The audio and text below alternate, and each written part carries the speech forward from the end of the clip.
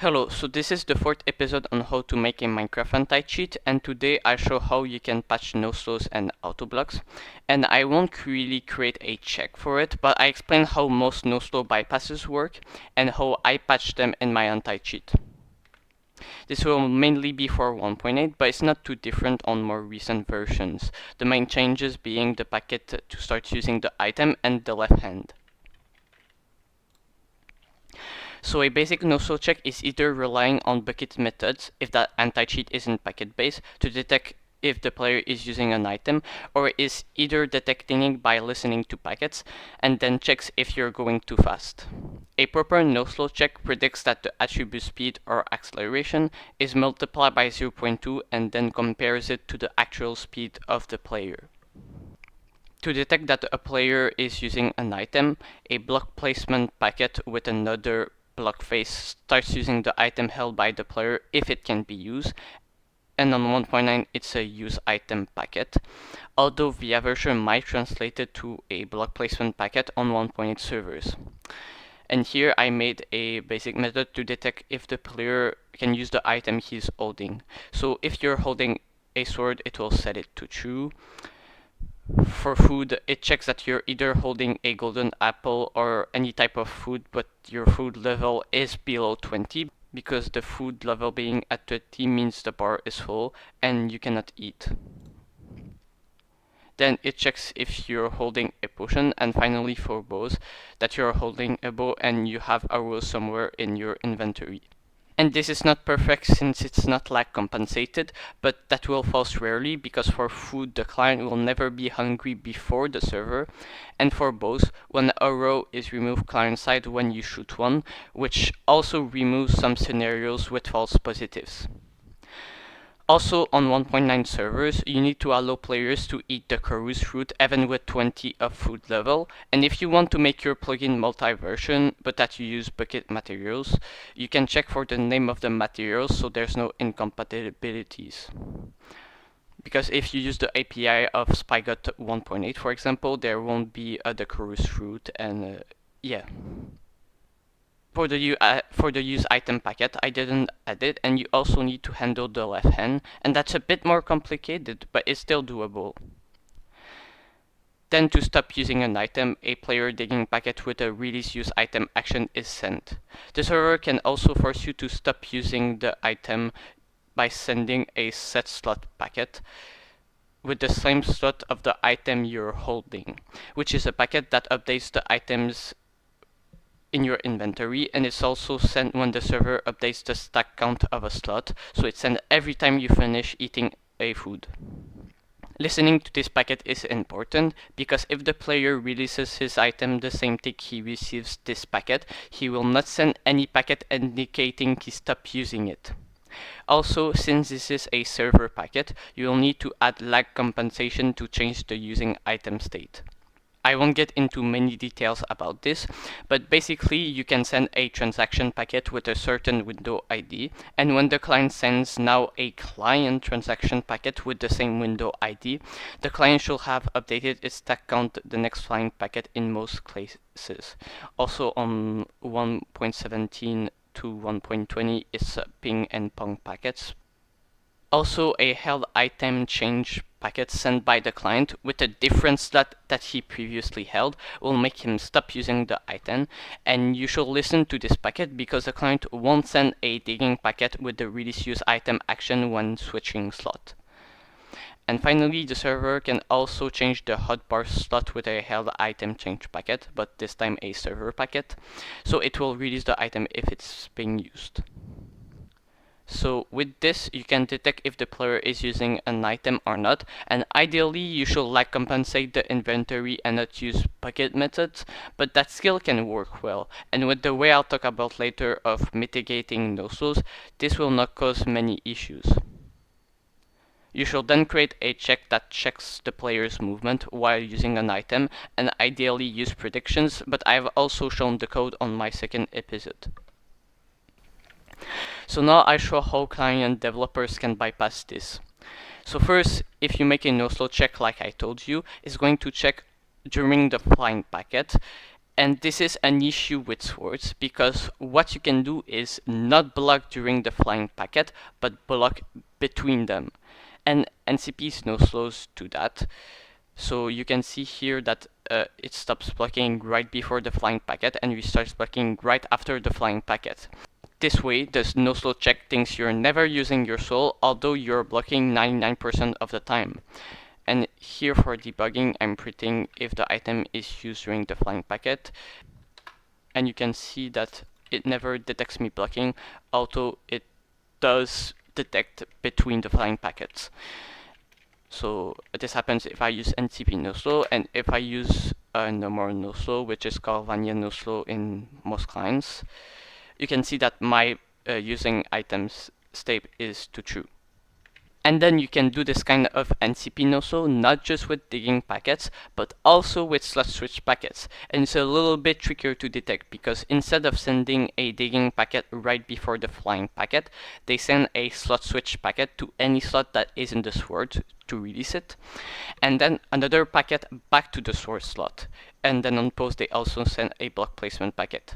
And this can be detected with post and packet order checks because you can only send such switch packets before many types of packets, like attacking, placing blocks, and using items. But in Minecraft, it's possible to send two slot switch packets in a single tick, because when switching from a slot to another, it might take an extra tick to send that slot switch packet. And this is also problematic for the movement prediction part in those slow checks, because you're basically not slowing down for a tick, even though you're legit. And this happens when I do this, for example. So yeah, and noslows basically abuse this. But this can only be done every 2 ticks because you still can only switch slots once per tick. So at least you can add a limit that you can only send 2 held item change packets per 2 client ticks. Then for slot switching, a client can also spam every tick a slot switch packet with the same slot is holding, because some anti-cheats have flaws in their way of detecting if an item is being used, and they assume the item isn't used anymore when any slot switch packet is sent, and they don't have a bad packet check. And they don't have a bad packets check that checks if you send a slot switch packet with the same slot as before, which isn't possible. But if this noslow works, it works for any item, because on the server side, it never releases the item, so it won't reset the eating, drinking, or bow charging process.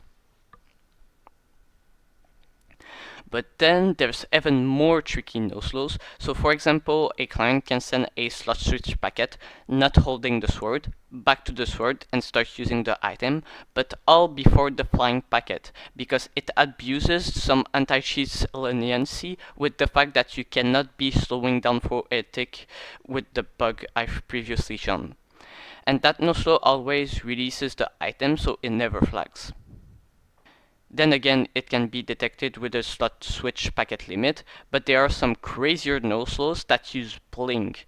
So they start using a sword and don't slow down. Then the next tick they switch their item, but before switching the item, they start blinking, so server side you're still blocking, and then the next tick the client switches back to the old slot, restarts using their sword, and stops blinking. So from the perspective of flying packets, you only block half the ticks, but from the perspective of other players and the server, you theoretically always use the item, although it's not fully the case.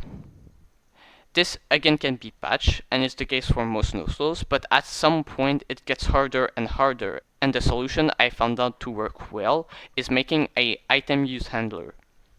So it basically makes you block or use the item server side only when some conditions are met.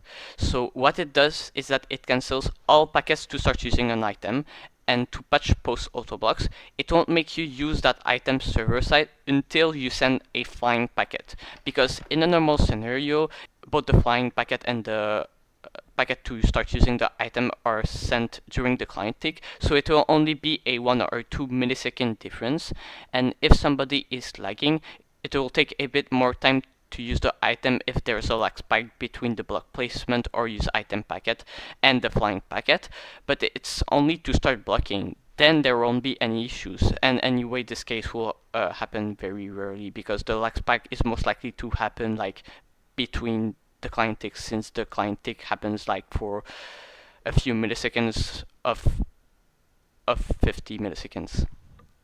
But for noslows, the player will never be blocking server side, and for 1.9 and newer versions, it might be a bit harder to implement because if you're not moving, the client only sends filing packets every 20 ticks.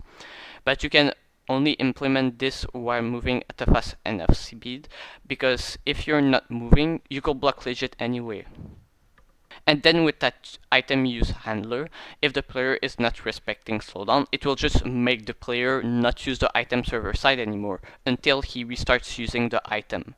And obviously you need to make sure that this system has no falses or add a buffer. But it's also useful to patch the fact that when you use an item and switch your slot, you're blocking without slowing down for one tick.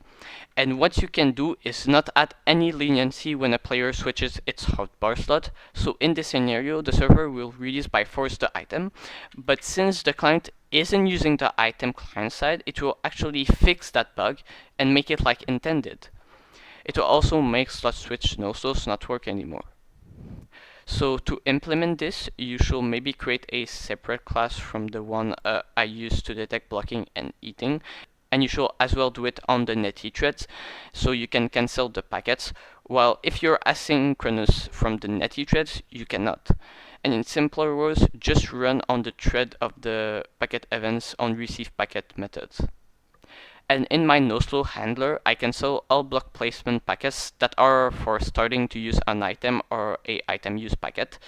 And I use this method, packet events.get API.get player manager.receive packets silently, to make the player start using the item server side by providing a block placement wrapper I created. And I do this only on the next flying packet if the player respects slowdown. And to stop using the item only on the server side, I do the same but with a digging packet with the release use item action. And finally, I talk about other ways to detect autoblocks that's not related to the slowdown.